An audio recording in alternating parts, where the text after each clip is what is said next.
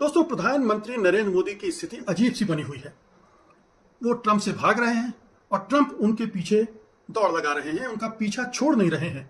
और दोनों ही स्थितियों में प्रधानमंत्री नरेंद्र मोदी की लगातार फजीहत हो रही है। अब दो मुद्दे उभर कर सामने आए हैं। पहला मुद्दा तो ये है कि कुआलालंपुर में प्रधानमंत्री मोदी को जाना चाहिए था। आसियान की बैठक है, वहां अमेरिकी राष्ट्रपति डोनाल्ड ट्रंप भी पहुंच रहे हैं। लेकिन जैसे ही ये तय हुआ कि डोनाल्ड ट्रंप वहां पहुंच रहे हैं, प्रधानमंत्री मोदी ने बहाना बनाया कि हमारे देश में दिवाली का उत्सव चल रहा है और वो नहीं जा पाएंगे। मलेशिया के प्रधानमंत्री ने जो कारण बताया है प्रधानमंत्री मोदी के वहां न पहुंचने का, वो यही, यानी इधर से उनको ये कारण बताया गया, दिवाली की व्यस्तता। दिवाली की व्यस्तता कितनी है हम सब जानते हैं।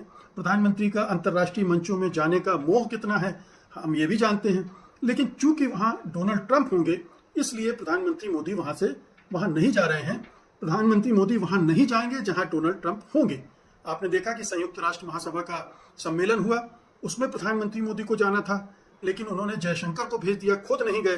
क्यों नहीं गए? क्योंकि वहां डोनाल्ड ट्रंप हाजिर हैं और डोनाल्ड ट्रंप वहां पर बार बार ये दोहरा रहे थे कि उन्होंने युद्ध विराम करवाया ऑपरेशन सिंदूर के दौरान, भारत पाकिस्तान के युद्ध के दौरान। फिर हमने देखा कि एक बड़ा आयोजन मिस्र में हुआ, जब गजा को लेकर समिट हुआ, वहां पर समझौते को लेकर, और डोनाल्ड ट्रंप ने न्योता प्रधानमंत्री मोदी को भी भेजा।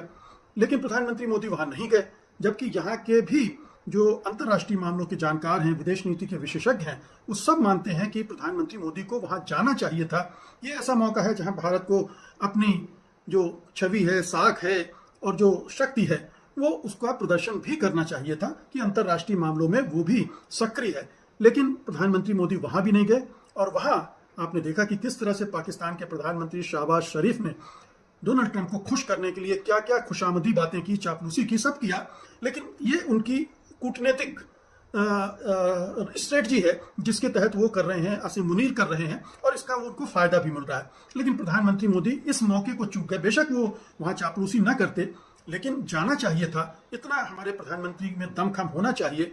इतने बड़े मुल्क के प्रधानमंत्री हों, 142 करोड़ की आबादी है, दुनिया की चौथी सबसे बड़ी अर्थव्यवस्था है, इसके बावजूद प्रधानमंत्री 56 इंच की छाती वाले वहां न जाएं जहां ट्रंप है, उनसे घबराएं, उनका सामना करने से कतराएं, तो ये बड़ी शर्मनाक बात है किसी भी देश के लिए, भारत के लिए तो है ही। तो ये एक बार फिर से साबित हो गया कि प्रधानमंत्री भगोड़े की तरह व्यवहार कर रहे हैं, डोनाल्ड ट्रंप से घबरा रहे हैं कि कहीं ऐसा ना हो कि डोनाल्ड ट्रंप उनके साथ वैसा ही व्यवहार करने लगे जैसा फरवरी में उन्होंने व्हाइट हाउस में उनके साथ किया था। उनकी अच्छी खासी फजीहत हो गई थी जिस तरह से वो पेश आए थे नरेंद्र मोदी के साथ। और उसके बाद से जिस तरह से वो बार बार दोहराते रहते हैं ऑपरेशन सिंदूर के बारे में, और अब रूसी तेल के बारे में जिस तरह से उन्होंने उनके पीछे पड़ गए हैं, उससे भी उनकी फजीहत हो रही है। अब देखिए कि पहले जब डोनाल्ड ट्रंप ने कहा कि प्रधानमंत्री मोदी ने उनसे कहा है कि वो रूसी तेल का आयात बंद कर देंगे, भारतीय विदेश मंत्रालय के प्रवक्ता ने कहा कि ऐसा कुछ कहा नहीं गया है। दोनों के बीच फोन पर बात भी नहीं हुई है। फोन पर बात ना होना एक अलग बात, होना ना होना अलग बात है, लेकिन दूसरे चैनल से ट्रंप तक ये बात पहुंचाई गई होगी और वही ट्रंप ने कह दिया, यहां से उससे इनकार कर दिया गया। फिर हमने देखा कि किस तरह से डोनाल्ड ट्रंप और प्रधानमंत्री मोदी की बातचीत होती है दिवाली के मौके पर, और फिर उसके बाद प्रधानमंत्री मोदी एक अलग तरह का ट्वीट करते हैं और डोनाल्ड ट्रंप एक अलग तरह का बयान देते हैं। प्रधानमंत्री मोदी केवल दिवाली की बात करते हैं, खुशनुमा बात करते हैं, लेकिन डोनाल्ड ट्रंप उसमें यह भी कहते हैं कि प्रधानमंत्री मोदी से मेरी ट्रेड पर भी बात हुई। और उसके बाद उन्होंने ये भी कह दिया कि प्रधानमंत्री मोदी ने उन्हें कहा है कि वो रूस से तेल का आयात बंद कर देंगे इस साल के अंत तक। उन्होंने ये भी खुलासा किया कि चूंकि एक प्रोसेस है इसलिए इसमें थोड़ा टाइम लगेगा, लेकिन प्रधानमंत्री मोदी ने उन्हें आश्वस्त किया है कि वो बंद कर देंगे। तो इस बारे में अभी तक भारत सरकार चुप है, प्रधानमंत्री मोदी चुप है। अब इसका खंडन, इससे इनकार नहीं किया जा रहा है कि क्या सचमुच में प्रधानमंत्री मोदी ने डोनाल्ड ट्रंप के साथ बातचीत में ये वादा किया है। अगर किया है तो ये एक और प्रधानमंत्री मोदी का सरेंडर है। तो एक तरफ तो वो भागने वाले दिख रहे हैं, डोनाल्ड ट्रंप की उपस्थिति से ही भागने लगते हैं, दूसरी तरफ वो डोनाल्ड ट्रंप से बात करके फंस जाते हैं, उनको वादा कर बैठते हैं कि हम अब रूस से तेल आयात नहीं करेंगे।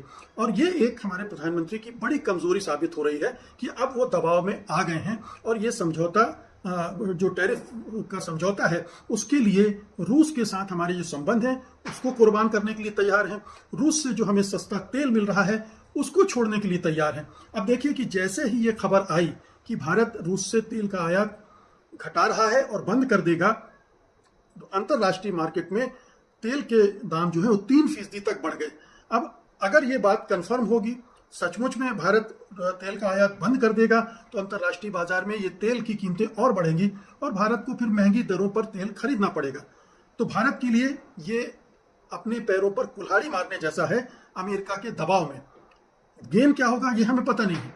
कहा जा रहा है कि खबरें आ रही हैं कि हो सकता है कि टैरिफ पक को लेकर समझौता हो जाए, 15 से लेकर 20% तक के टैरिफ पर बात हो जाए। लेकिन सवाल ये उठता है कि वो जो समझौता होगा किन शर्तों पर होगा? क्या हम अपने एग्रीकल्चर और डेयरी प्रोडक्ट भी उनका मार्केट भी उनके लिए खोलेंगे? तो एक चिंता तो इस बात को लेकर है। रूसी तेल के आयात के बंद होने से जो हमारे अर्थव्यवस्था पर असर पड़ेगा वो कितना होगा? ये तो खबरें आ चुकी हैं कि जो भारत सरकार है उसने ये प्रोसेस शुरू कर दिया है कि तेल का आयात कम करे, और यही खबरें आ रही हैं कि अंबानी जो सबसे बड़े आयातक थे और सबसे ज्यादा कमाई करने वाले रूसी तेल के आयात से थे, वो भी अब तेल के आयात को कम करने की तैयारियां कर चुके हैं। तो एक तो बिल्कुल साफ है कि भारत तेल आयात कम करते करते रोकने जा रहा है। उधर यह भी हुआ है कि अमेरिका ने रूस पर और कड़े प्रतिबंध लगा दिए। वहां जो 2 सबसे बड़ी तेल उत्पादक कंपनियां हैं उन पर प्रतिबंध लगा दिया है। ब्रिटेन ने भी प्रतिबंध लगा दिया है। तो अमेरिका और उसके साथी देश रूस को चोक कर देना चाहते, उसकी अर्थव्यवस्था को कमजोर कर देना चाहते ताकि वो यूक्रेन वार से पीछे हटे। ये उनकी लड़ाई का एक उद्देश्य है। लेकिन ट्रंप का उद्देश्य दूसरा भी है कि भारत उससे तेल भी खरीदे, चाहे वो महंगा तेल ही क्यों ना हो, लेकिन भारत उससे तेल भी खरीदे। थोड़ा सा तेल खरीदता भी है भारत, लेकिन उसकी मात्रा वो बढ़ाना चाहता है ताकि जो ट्रेड डेफिसिट है वो अमेरिका का जो है वो कम हो भारत के साथ। तो ये तमाम चीजें हैं जो हमें बता रही हैं कि किस तरह से डोनाल्ड ट्रंप के सामने एक तरफ मोदी सरेंडर कर रहे हैं, मोदी सरकार सरेंडर कर रही है, हमारी अर्थव्यवस्था को सरेंडर किया जा रहा है उनके कदमों पर, और मोदी किस तरह से आतंकित हैं डोनाल्ड ट्रंप को लेकर। और ये कब तक चलेगा पता नहीं। कब तक प्रधानमंत्री मोदी डोनाल्ड ट्रंप से नहीं मिलेंगे? क्या तभी मिलेंगे जब कोई टैरिफ का समझौता तय हो जाएगा, सारी शर्तें तय हो जाएंगी, तभी क्या ये मुलाकात होगी? और तब भी मुलाकात होगी तो क्या ट्रंप उन्हें बख्श देंगे? क्या ट्रंप भारत पाकिस्तान युद्ध का जिक्र नहीं करेंगे? क्या वो ये नहीं कहेंगे कि हमारे कहने पे भारत ने तेल आयात बंद कर दिया है? क्या उसके बाद और दबाव नहीं आएंगे? जैसे ब्रिक्स से बाहर निकले भारत, इस तरह के दबाव भी आ सकते हैं। तो कहां तक भारत झुकेगा ये देखने की बात है। कहां तक मोदी सरकार सरेंडर करेगी ये देखने की बात है। बहुत बहुत शुक्रिया। 2 दिन के बाद आसियान का समिट स्टार्ट हो रहा है कुआलालंपुर में।